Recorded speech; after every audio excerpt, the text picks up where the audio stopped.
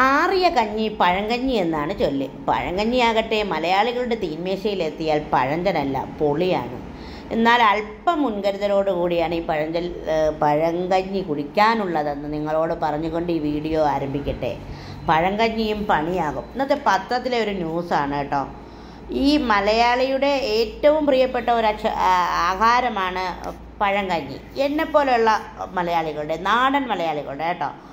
അപ്പോൾ അത് പഴകുന്നത് അത്ര നല്ലതല്ല എന്നാണ് പറയുന്നത്. മിക്കവാറും എല്ലാത്തരം അരിയിലും ബാസിലസ് സെറീസ് എന്ന ബാക്ടീരിയയുടെ സ്പോറുകൾ ഉണ്ടാകും. ഈ ബാക്ടീരിയ ഉൽപ്പാദിപ്പിക്കുന്ന വിഷാംശമാണ് ഭക്ഷ്യവിഷബാധ ഉണ്ടാക്കുന്നത്. ചോറിലും പഴങ്കഞ്ഞിയിലും ഫ്രൈഡ് റൈസിലും ഈ ബാക്ടീരിയ മൂലം ഭക്ഷ്യവിഷബാധ ഉണ്ടായത് റിപ്പോർട്ട് ചെയ്തിട്ടുണ്ട്. ചോറിൽ മാത്രമല്ല, പാസ്തയിലും ഗോതമ്പിലും പാലിലും ചീസിലും ഇറച്ചിയിലുമൊക്കെ ഇവ കണ്ടിക്കാം.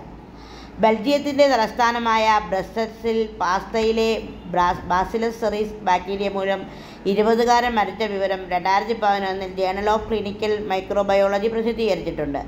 ചോറ് പാചകം ചെയ്യുമ്പോൾ ഈ ബാക്ടീരിയയുടെ സ്പോറുകൾ നശിക്കില്ല. ഉയർന്ന താപനില തരണം ചെയ്യാനാകുമെന്നതാണ് കാരണം. എന്നാൽ ചൂടുചോറ് കഴിക്കുമ്പോൾ ഈ സ്പോറുകൾ നമുക്ക് പ്രശ്നമുണ്ടാക്കില്ല. അപ്പോഴത് വിഷവുമല്ല. പക്ഷേ ചോറും കഞ്ഞിയും തണുക്കുമ്പോൾ ഈ സ്പോറുകൾ വളർന്ന് ബാക്ടീരിയയായി മാറും. സമയം പിന്നിടുന്തോറും ഈ ബാക്ടീരിയകൾ പെരുകി അവയിൽ നിന്നുണ്ടാകുന്ന ടോക്സിനുകൾ ചോറിനെ വിഷമയമാക്കും. ചോറും കഞ്ഞിയും ഏറെ സമയം പുറത്തു വയ്ക്കുന്നോ അത്രയ്ക്ക് ബാക്ടീരിയ അല്ലെങ്കിൽ ടോക്സിൻ കലരാനുള്ള സാധ്യത കൂടുതലാണ്. ബ്രിട്ടനിലെ നാഷണൽ ഹെൽത്ത് സർവീസാണ് ഇത് അറിയിച്ചിട്ടുള്ളത്. പഴങ്കഞ്ഞി ഇനി ചൂടാക്കി കഴിച്ചാലോ? ആക്കിയാൽ ബാക്ടീരിയ നശിക്കുമെങ്കിലും വിഷാംശം നശിക്കില്ല. അതാണ് തണുത്ത ചോറ് വീണ്ടും ചൂടാക്കി ഉപയോഗിക്കരുതെന്ന് പറയാൻ കാരണം. അപ്പോൾ അരിയിൽ എന്തുകൊണ്ടാണ് ഈ സ്പോറുകൾ വളർന്ന് ബാക്ടീരിയ ആകാത്തതെന്ന് സംശയം നമുക്ക് വരാം. അരി ഉണങ്ങിയതായതിനാൽ സ്പോറുകൾക്ക് വളർന്നു ബാക്ടീരിയ ആകാനുള്ള ജലാംശം ഇല്ല എന്നതാണ് ഉത്തരം. അപ്പോൾ വർഷങ്ങളോളം പഴങ്കഞ്ഞി കുടിച്ച അച്ഛന് വിഷബാധ ഏറ്റില്ലല്ലോ എന്ന്, അല്ലെങ്കിൽ എനിക്ക്, അല്ലെങ്കിൽ അമ്മയ്ക്ക് ഏറ്റില്ലോ എന്ന് നമുക്കൊരു സംശയം ഉണ്ടാവാം. അതിന് കാരണം 10 വർഷം സീറ്റ് ബെൽറ്റ് ഇടാതെ കാർ ഓടിച്ച് അപകടം വന്നില്ലല്ലോ എന്ന് പറയുന്നത് പോലെയേ ഉള്ളൂ. ഇതൊക്കെ വരുന്നതേ നമ്മളിങ്ങനെ ഒരുപാട്, എൻ്റെ അച്ഛനാണെങ്കിൽ വന്നത് ശ്വാസകോശ ക്യാൻസറാണ്. ഒരുപാട് അങ്ങനെ അങ്ങ് പുകവലിക്കാത്ത ഒരാളാണ്. പുകവലിക്കും, ഭയങ്കരമായിട്ട് പുകവലിക്കുമെങ്കിലും അതിനേക്കാൾ പുകവലിക്കുന്ന ആൾക്കാർ ഇപ്പോഴും നന്നായിട്ട് ജീവിക്കുന്നുണ്ട്. അപ്പോൾ അങ്ങനെയാണ് ഈ കാര്യങ്ങളെക്കുറിച്ച് നമുക്ക് പറയാനുള്ളത് കേട്ടോ. അപ്പോൾ ഈ NHS നിർദ്ദേശങ്ങളെന്ന് പറഞ്ഞാൽ ചോറും കഞ്ഞിയും കഴിവതും ഉണ്ടാക്കിയ ഉടനാണ് നമ്മൾ കഴിക്കേണ്ടത്. ഉടൻ കഴിക്കാൻ പറ്റിയില്ലെങ്കിൽ 1 മണിക്കൂർ പുറത്ത് വച്ച ശേഷം ഫ്രിഡ്ജിൽ സൂക്ഷിച്ചിട്ടാണ് കഴിക്കാനുള്ളത്. ഫ്രിഡ്ജിൽ നിന്ന് എടുത്ത ചോറ് 1 ദിവസത്തിനകം ചൂടാക്കി കഴിക്കണം. ആവി പറക്കുന്നത് വരെ ചൂടാക്കണം. ചോറ് ഒന്നിലേറെ തവണ ചൂടാക്കി ഉപയോഗിക്കരുത്. പഴങ്കഞ്ഞിയിലൂടെ ഭക്ഷ്യവിഷബാധ ഏൽക്കാനുള്ള സാധ്യതയാണ് ഇവിടെ നമ്മൾ പറഞ്ഞത്. എല്ലാവർക്കും ഭക്ഷ്യവിഷബാധ ഉണ്ടാകണമെന്നില്ല. വൃത്തിയായി ഫ്രിഡ്ജിൽ വെച്ച പഴങ്കഞ്ഞി കുടിച്ചാൽ റിസ്ക് ഉണ്ടാകില്ലെന്ന് ചുരുക്കം. അപ്പോൾ നമ്മളൊക്കെ ഇപ്പോൾ സാധാരണയായിട്ട് എവിടെയെങ്കിലും പോയാൽ പഴങ്കഞ്ഞിയാണ് ഇപ്പോൾ കടകളിൽ നിന്നൊക്കെ വാങ്ങി കുടിക്കാനായിട്ട് നമ്മൾ ഇഷ്ടപ്പെടും. നമ്മളല്ല, ആൾക്കാർ ഇഷ്ടപ്പെടുന്നത്. എനിക്ക് എപ്പോഴും പഴങ്കഞ്ഞി ഇഷ്ടമാണ് കേട്ടോ.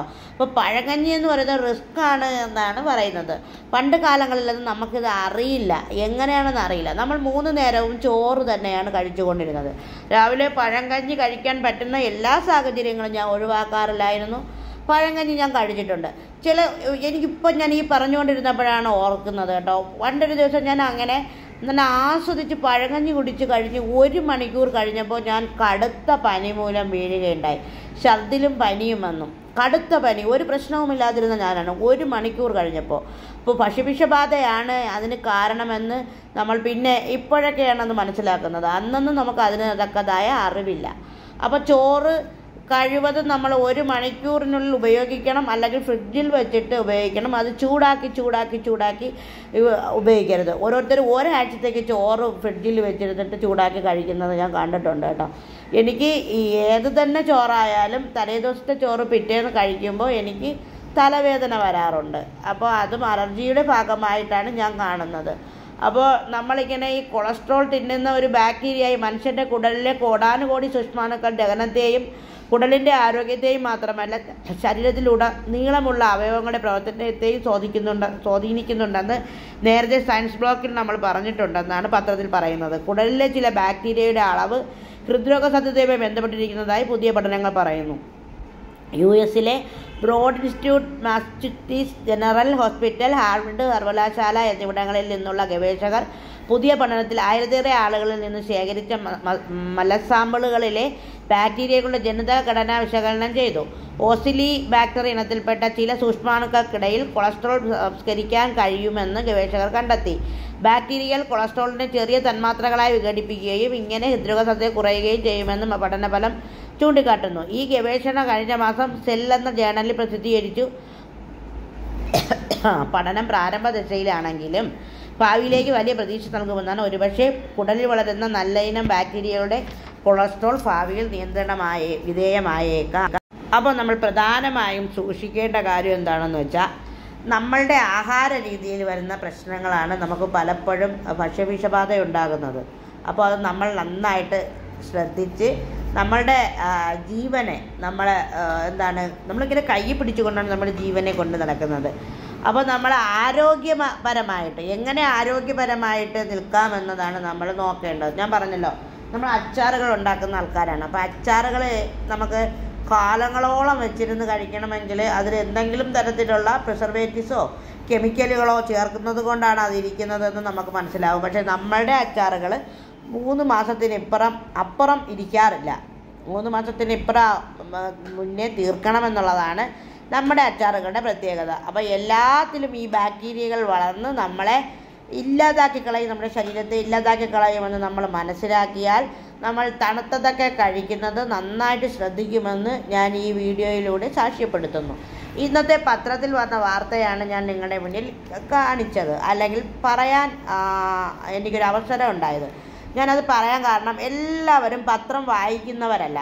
പത്രത്തിൽ നമ്മൾ ഓരോ അറിവുകളും ഓരോ ഇടത്തു നിന്ന് കേട്ടിട്ടാണ് നമ്മൾ അങ്ങനെ ചെയ്യരുത്, അത് എന്തുകൊണ്ടാണ് എന്ന് നമുക്ക് വിശ്വാസയോഗ്യമായ അറിവുകളെ നമ്മൾക്കുള്ളിലേക്ക് എടുത്തിട്ട് നമ്മളത് പ്രാവർത്തികമാക്കാൻ നോക്കും, അല്ലേ? അപ്പോൾ അതുകൊണ്ടാണ് ഞാൻ പറഞ്ഞത്, ഈ പഴങ്കഞ്ഞി സ്ഥിരമായി കഴിക്കുന്ന മനുഷ്യരുണ്ടെങ്കിൽ നമുക്കൊരു ഭാഗ്യമുള്ളത് കൊണ്ടാണൊന്നും വരാത്തത് എന്ന് മാത്രം കരുതിയാൽ മതി. ഈ പറഞ്ഞ പോലെ 10 വർഷം സീറ്റ് ബെൽറ്റില്ലാതെ കാർ ഓടിച്ചിട്ട് അപകടം വന്നില്ലല്ലോ എന്ന് പറയുന്നത് പോലെ ഇതൊക്കെ ഉള്ളൂ.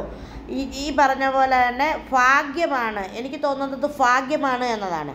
ഞാനിപ്പോൾ ഒരു വീൽ ചെയറിൽ ഇരിക്കുന്ന ഒരാളാണ്. അപ്പോൾ എൻ്റെ പ്രായത്തിലുള്ള ഒത്തിരി പേര് ഒരു കുഴപ്പവുമില്ലാതെ നടക്കുന്നവർ, എൻ്റെ പ്രായത്തിലുള്ള, എൻ്റെ വീടിനടുത്തുള്ള ഒരുപാട് പേരുണ്ട്. അപ്പോൾ അവരൊക്കെ ഓരോരോ കാര്യങ്ങളിൽ ഇങ്ങനെ വ്യാപൃതരായി കുടുംബസ്ഥരായി ഒക്കെ ജീവിക്കുന്നുണ്ട്. അപ്പോൾ എനിക്ക് എന്തുകൊണ്ട് വീൽ ചെയറിൽ ഇരിക്കേണ്ടി വന്നത്? അതൊക്കെ നിർഭാഗ്യങ്ങളാണ്. ഓരോരുത്തരുടെയും ഭാഗ്യവും അവരുടെ നിർഭാഗ്യവും ഒക്കെ ആയിട്ട് ഞാൻ അതിനെ കാണുന്നുള്ളൂ. ഓരോരുത്തർക്കും ഓരോ കാര്യങ്ങളാൽ നമുക്കിത് ഇന്നതാണ് വിധിച്ചത് എന്ന്. ഞാൻ എപ്പോഴും വിധിയിൽ വിശ്വസിക്കുന്ന ഒരാളാണ്. ഞാൻ അത് തന്നെയാണ് വിശ്വസിച്ച് പോകുന്നത്. അപ്പോൾ നമ്മൾ അങ്ങനെ ശ്രദ്ധിച്ചാൽ മാത്രം മതിയാവും. അപ്പോൾ നിങ്ങളെല്ലാവരും വീഡിയോ കണ്ടല്ലോ. വീഡിയോ കണ്ടതിൽ നിങ്ങൾക്ക് എന്താണ് തോന്നിയത് എന്ന് നിങ്ങൾ വ്യക്തമായും പറയണം കേട്ടോ. നിങ്ങൾ പറഞ്ഞിട്ട് നിങ്ങളുടെ അഭിപ്രായങ്ങൾ നിങ്ങൾ കമൻ്റായിട്ട് എഴുതണം. എന്ത് തെറ്റുകുറ്റങ്ങളുണ്ടെങ്കിലും നിങ്ങൾക്ക് പറയാം. നിങ്ങൾ ദീജ ഒരു പെർഫെക്റ്റ് ആയിട്ടൊരു വ്ളോഗറോ അങ്ങനെയാണ് എന്നൊന്നും നിങ്ങൾ കരുതണ്ട. അങ്ങനെയൊന്നും അല്ല, നിങ്ങളിലൊരാളാണ്. അപ്പോൾ പത്രം വായിക്കാതിരുന്ന മനുഷ്യർക്ക് വേണ്ടിയിട്ടാണ് ഞാൻ ഈ പറഞ്ഞത്. ഇന്ന് പത്രം വായിച്ചവരുണ്ടെങ്കിൽ, പത്രത്തിൽ മലയാള മനോരമയിലാണ് ഇന്നിത് വന്നത്. ഡോക്ടർ സുരേഷ് സി പിള്ളയാണ് ഇതിനെക്കുറിച്ച് പറഞ്ഞേക്കുന്നത്. അപ്പോൾ പഴങ്കഞ്ഞി അല്ലെങ്കിൽ തണുത്ത ആഹാരങ്ങൾ കഴിക്കുന്ന എല്ലാവരും ആറിയ കഞ്ഞി പഴങ്കഞ്ഞി എന്ന് പറഞ്ഞതുപോലെ നമുക്കത് പറയാനേ കൊള്ളാവൂ. അപ്പോൾ നമ്മളെന്താണ് അങ്ങനെ തന്നെ ഇരിക്കണം. അതൊരു പഴഞ്ചൊല്ലാണ്, ആറിയ കഞ്ഞി പഴങ്കഞ്ഞി. അപ്പോൾ അതുപോലെ തന്നെയാണ്, അങ്ങനെ കരുതിയാൽ മതി. അതിനെ അങ്ങ് മാറ്റി വയ്ക്കുക. നമുക്ക് കഴിക്കാൻ പറ്റുന്നത് മാത്രം നമ്മൾ കഴിക്കുക, നമ്മുടെ ശരീരത്തെ സംരക്ഷിക്കുക. അപ്പോൾ ഒരുപാട് സ്നേഹത്തോടെ ദീജ.